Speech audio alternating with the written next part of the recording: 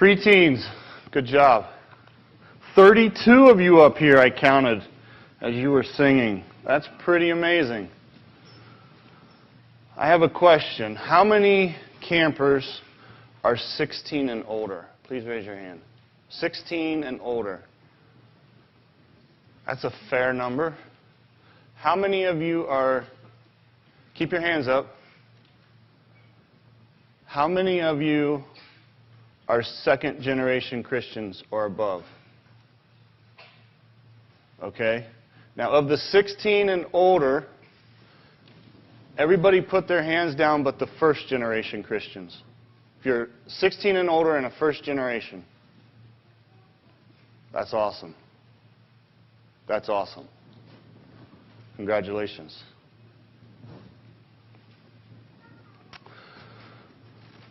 The title of today is, as you see on the screen, Have You Drawn Your Line?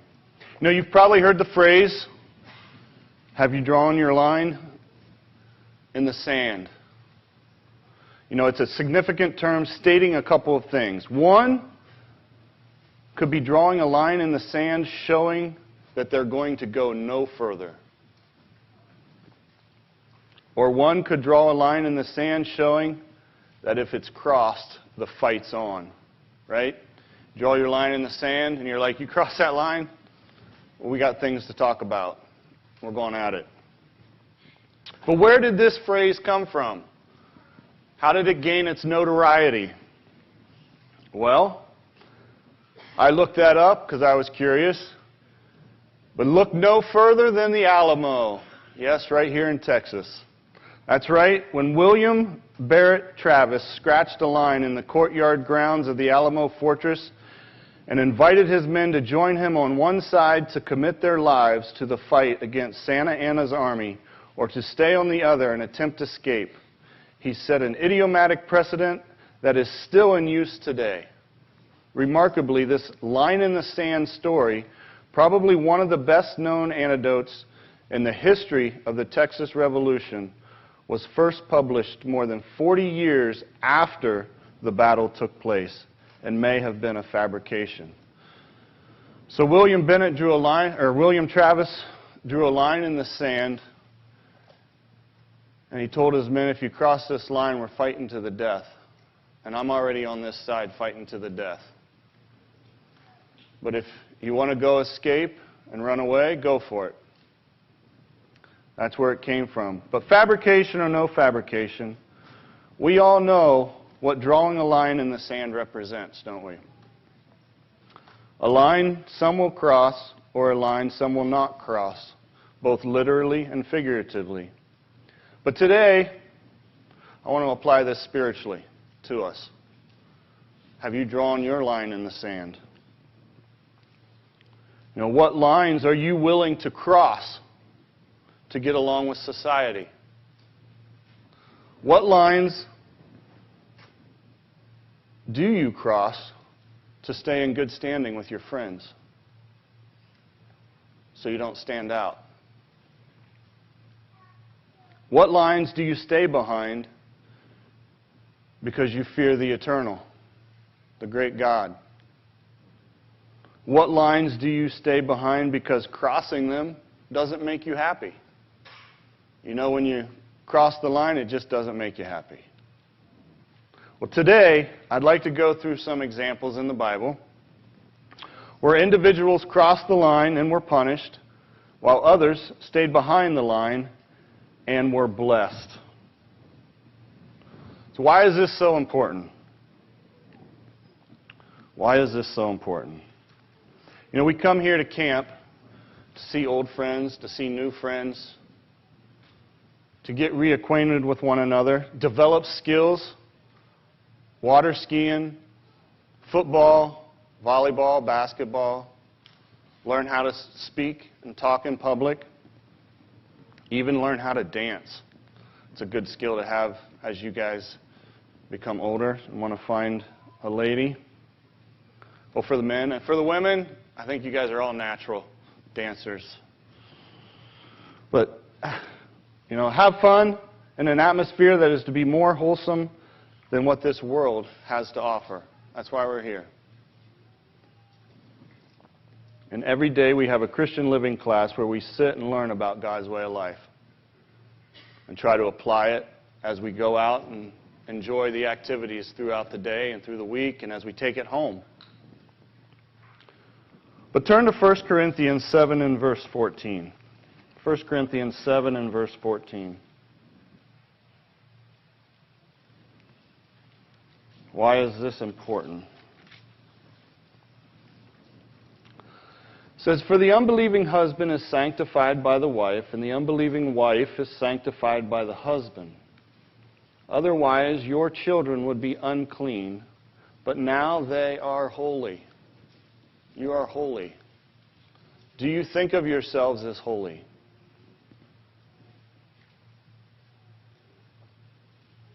Do you think of yourselves as holy? Do you act holy? What does it mean to act holy?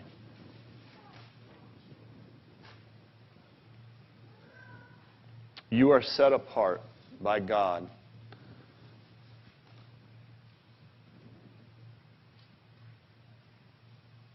You know, God's Spirit isn't in you yet, but it's with you. Turn to John 14:17 real quick, just to help understand. You know, there was another group of people whose God's Spirit was with them, but not in them yet. And they're pretty important folks. It was the disciples. Turn to John 14 and verse 17. It says, the Spirit, Christ is talking to his disciples.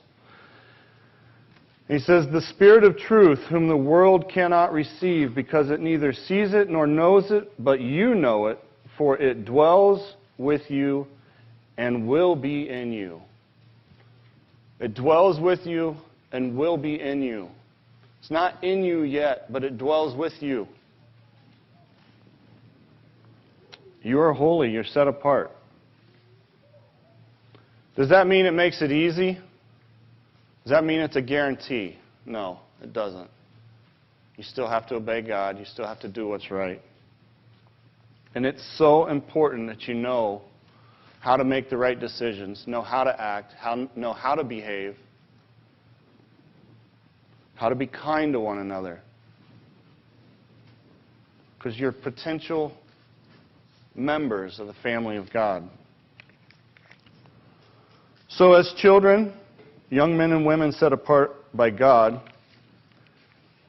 have you drawn your line yet of what is good and what is evil? Or are you easily persuaded to go the wrong way? Have you drawn your line?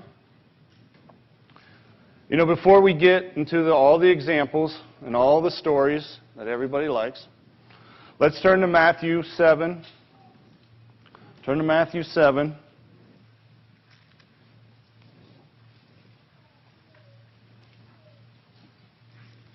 Verses 21 through 23. Here's the line Christ sets. "Not everyone who says to me, 'Lord, Lord,' shall enter the kingdom of heaven, but he who does the will of my Father in heaven. Many will say to me in that day, 'Lord, Lord, have we not prophesied in your name? Cast out demons in your name? And done many wonders in your name?' I did it in your name." God, Christ. "And then I will declare to them, 'I never knew you.'" Why doesn't he know them? They did all of this in his name. They know the Bible. They cast out demons, but he doesn't know them. Why? He says, "Depart from me, you who practice lawlessness." What does that mean, to practice lawlessness? Well, do we practice lawlessness? So let's break it down. Practice. What does it mean to practice? If you're in a sport, we all know what that means, right? If you play an instrument, we know what practice means. You do it over and over and over until you get better at it. Correct? You keep practicing until you're really good at it. Well, if you practice lawlessness, it means you work at it to become better at your craft of disobeying and getting away with things and hiding things so that the world and those around you can't see it. You hide it. And you get really good at hiding it so everybody thinks you're good. But you know inside, and God knows you. So you're not hiding it from Him. You're only hiding it from the world and those around you. That's practicing lawlessness. You need to work to not do that. Do you figure out how to disobey God and still appear kind? Or have we drawn a line that we do not cross?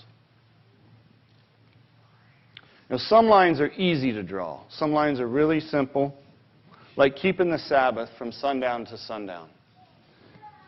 The difficult part is telling others that you can't be at places, you can't be at games, and it takes things away from you that you like to do or that you really love. But it's easy, and it's easy to understand to keep it from sundown to sundown. Keeping the holy days. God will test us to find out where the line is. For an example, my family and I, we do not celebrate birthdays at all. If you turn to Amos 5:21, I fully believe,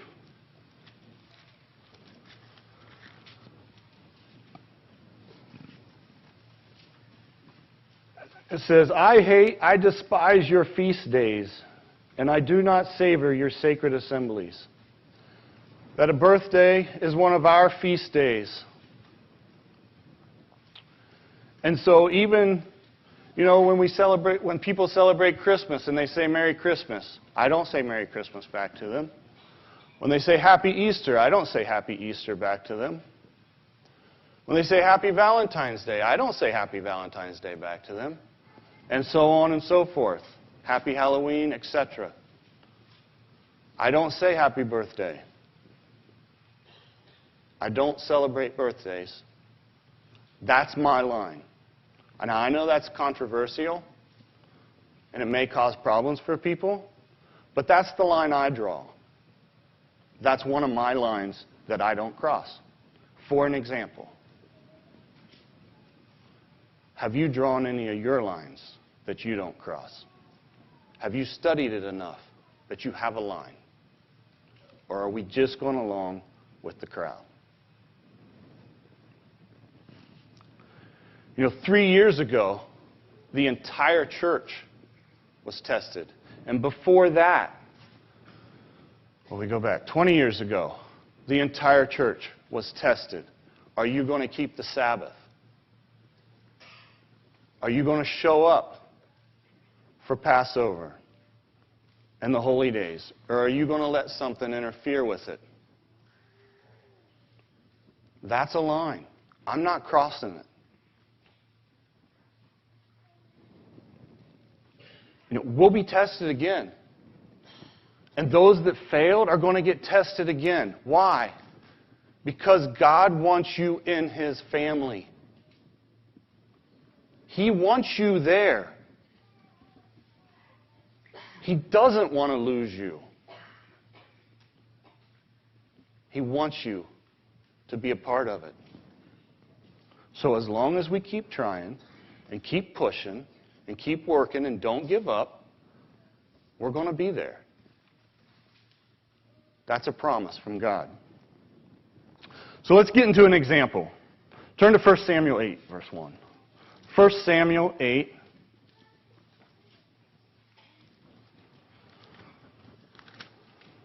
I got myself excited. I can't remember where Samuel's at. 1 Samuel 8, verse 1.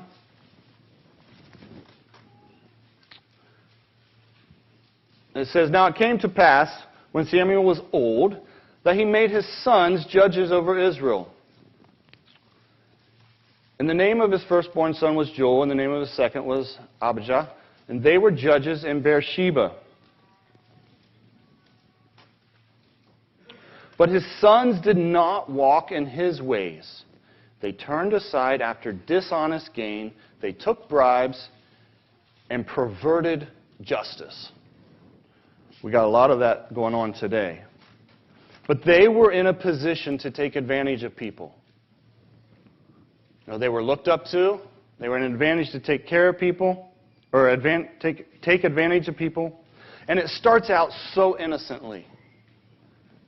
Satan has a way of just creeping it in so slowly that you don't even notice it. And by the time you do notice it, you're so far in that it is hard to get out. And you're going to have to make a scene to get out. Let me give you just a little example of how things could go wrong. This spring, this happened to me. This spring, it was in April, and we had lots of flooding. We had lots of rain. And we had floodwaters down on our property, where our lower property is in a flood zone. And so, in April, I buy beef cattle. And every year I buy between 2 and 4 beef cattle, friends and family. And I purchased these cattle from the guy, and he was to deliver them. And so I got my little corral ready. It's probably, I'd say it's about the size of this stage, where I was going to pin them up. You want to pin them up like 6 days, so they get used to you, know your smell, they don't run away from you. And my corral, I had 2 16-foot gates, and then gating on both sides, and the little lean-to shed where we keep the feed and everything. So it was pretty well secure. I'll just explain the gates because it's part of the amazing part of this story. So the gates are held by 1-inch threaded rods that go through a 8-inch post. You drill through the post, you put these hinge bolts on, and you lag them down, and that's what your gate sets on. So we got 2 steers. They were about 650 pounds when we got them. And they got delivered just fine. He brought them just like he said, on time, opened the gate. I had feed out for them so they could feed and water, so they didn't get nervous, because when cows get nervous, they get crazy. And shut the gate, paid him, gave him the check, and these cows were, if you look at the market price, they were market price, so they were thousands of dollars, a lot of money. And gave him the check, and we talked for 10 minutes, and he got in his truck, and he turned it on, and I don't know why, but one of those cows stepped in the feeder. And he stepped in the feeder, and he got spooked, because as he stepped in the feeder, the car turned on, and it was a diesel, so, you know, it popped when it turned on. And he got spooked, and he jumped up, and he got stuck in the feeder. He ran to the other side, hit the gate. Everything was still okay. And so the guy was starting to drive away. The cow went to the other side, stepped in the feeder again, and then he got really scared. And he ran across and back, and he slammed that gate so hard that 1-inch bolt, he just wrapped right around the post. I mean, the bolt literally bent around the post and popped my gate. And the one that was crazy, he took off. Well, his buddy, you know, if you know anything about cattle, they don't like to be alone. So his buddy took off with him. They swam through the floodwaters, across the floodwaters, across the creek, and we drove probably a quarter mile to the other side, and they were on top of this hill. But in the meantime, while we were watching them, the guy pulled off. The farmer, you know, he was starting to leave, and he saw what happened, and he stopped, and he got out. And we were talking. I was like, what do we do? He's like, there's nothing you can do unless you got a lasso and a cow and a farmer that knows how to ranch. I was like, yeah, that's not me. So we just watched him run away. And he said, I feel really bad. Let me give you your money back. And he pulled out the check, and I took it from him. And I put it in my pocket.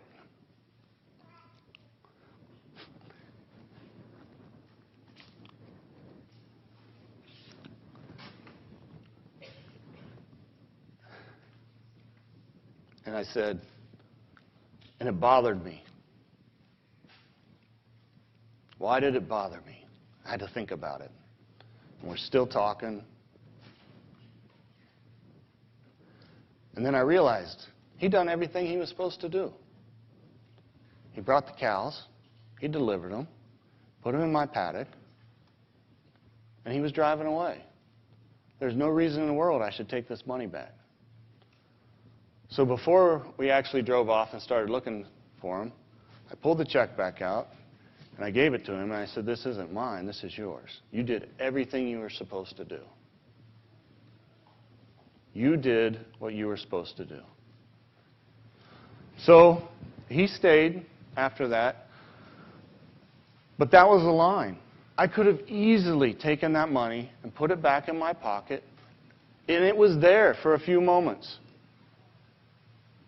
But it didn't sit right. And once I figured out why it didn't sit right, I didn't want to cross that line.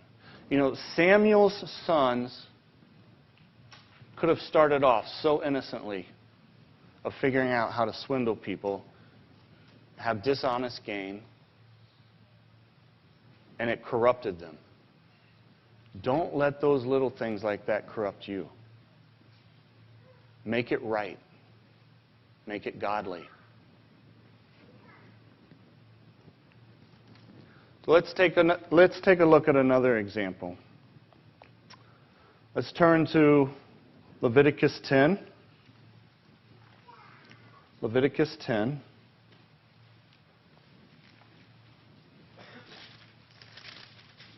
In verse 1.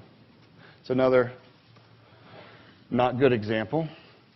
You know, Nadab and Abihu, the sons of Aaron, each took his censer and put fire in it, and put incense on it, and offered profane fire before the Lord, which he had not commanded them. So fire went out from the Lord and devoured them, and they died before the Lord. This happens right after all the priestly rituals took place. I'm sure it was kind of like camp. Everybody was on a high. They were excited. They liked the attention. And they wanted to do just a little bit more. They wanted to go just a little bit further. And Aaron's sons offered profane fire, which was not commanded by God. God didn't tell them to do this. He did not command this. You know, there was a couple of commands that they disobeyed. First, only the high priest was to enter the Holy of Holies. And they also grabbed fire, not from the altar, but from just a fire that was near. This wasn't altar fire. This wasn't holy fire. You know, this crossed the line, and God devoured them with fire. They crossed God's line. God has lines. Don't practice lawlessness. What does Moses say to Aaron in verse 3? Now, if you're the high priest and your two sons died in a manner that they thought was serving God, would you be upset? Would you have something to say to God? Well, what's Moses say to Aaron? This is, in verse 3, it says, and Moses said to Aaron, this is what the Lord spoke, saying, by those who come near me, I must be regarded as holy. And before all the people, I must be glorified. Don't take me lightly. Don't take me lightly. I am the God of this universe, he said. I must be regarded as holy, and I must be glorified.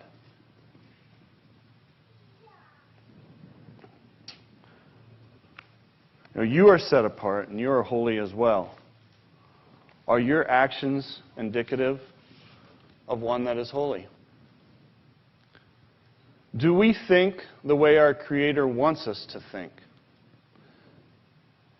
Did we support our brothers and sisters on race day, or did we tear them down? I know this group does an awesome job of supporting one another. That's how everybody gets through the race. Without it, I don't think you could.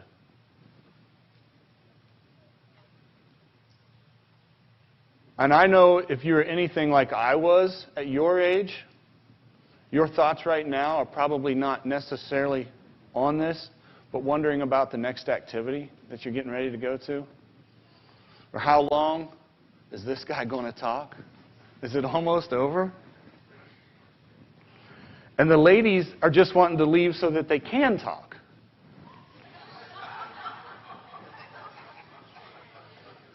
But let's look at some positive examples.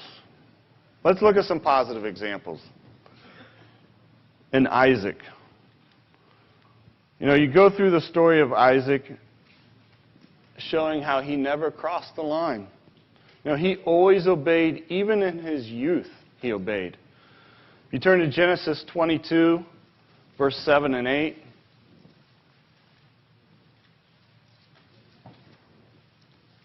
I always find this amazing.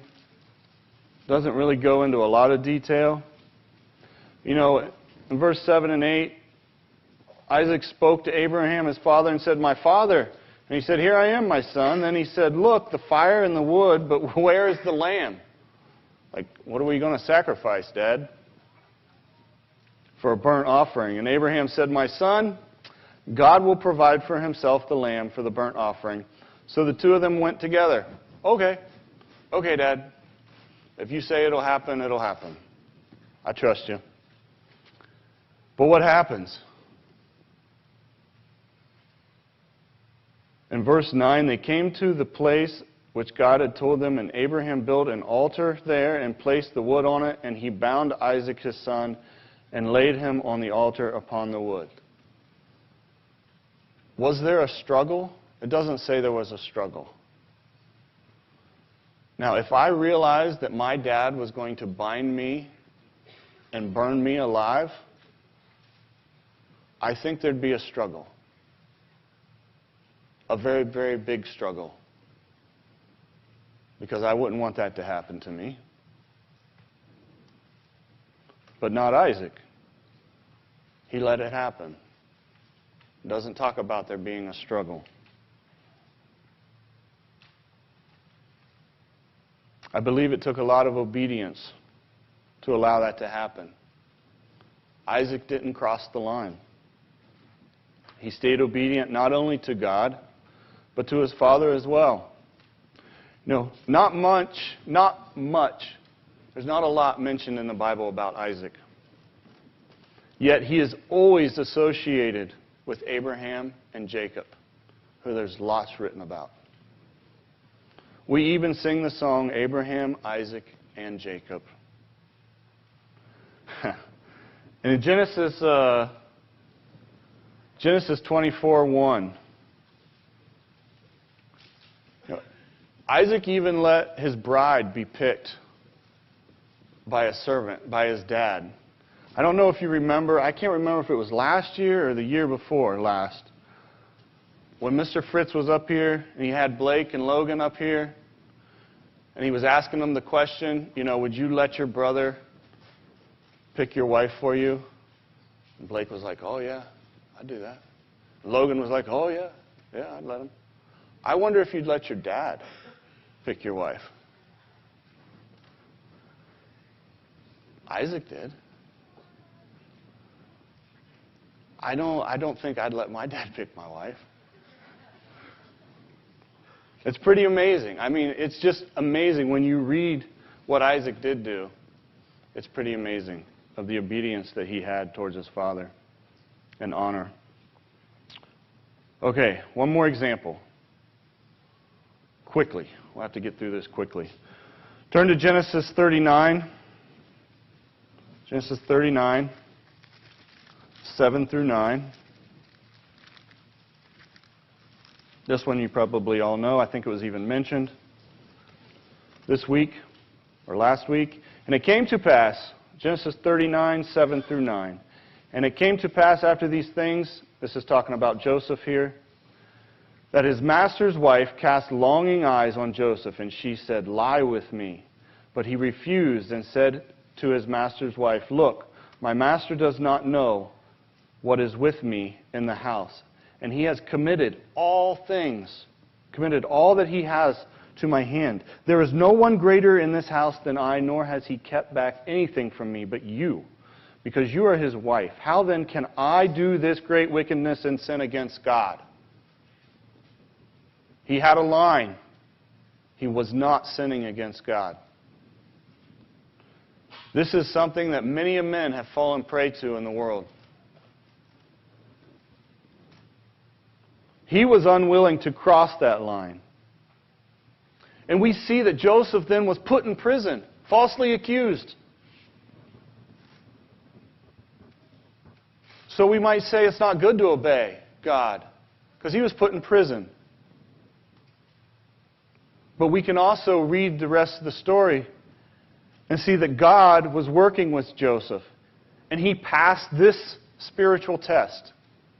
He passed it. And he went right into the next spiritual test. We don't know how big the office is God has for us. You might need to be tested like this, because the office that he's got for you is really big. You know, like Daniel. I bet his office is huge. Well, not huge. I mean, it's probably a tiny little living space. But his office, what he does, is going to be really huge. We don't know what God has planned for us. So when we go through these trials, we want to pass them. We want to do what's right. And if we have multiple ones back to back,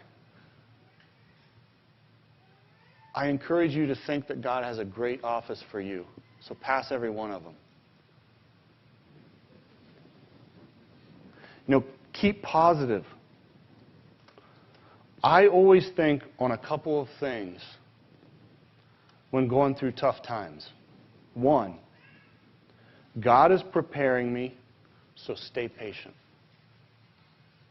God is preparing me, so stay patient. And two, learn what needs to be learned so you don't have to go through it again. Learn what needs to be learned so you don't have to go through it again. You know, in the kitchen in our home, we have a sliding patio door, glass patio door, that the dining room table sits in front of. And we all enjoy it. God's blessed us greatly with a wonderful view. We eat and can look out the glass window. But above that door is the verse that we all know so well now. Joshua 24:15. As for me and my house, we shall serve the Lord. You know, today we've gone through some examples of those who serve the Lord and those who have practiced lawlessness, who disobeyed, they crossed the line. You know, that is the line. That is the line that we either decide to cross or we listen and stay behind it. You know, just as William Barrett Travis scratched a line in the courtyard and asked his men to commit to one side or the other. In Deuteronomy 30, God says, I set before you life and death. Therefore, choose life that you may live. Have a great camp. For more information, go to our website at cogassembly.org.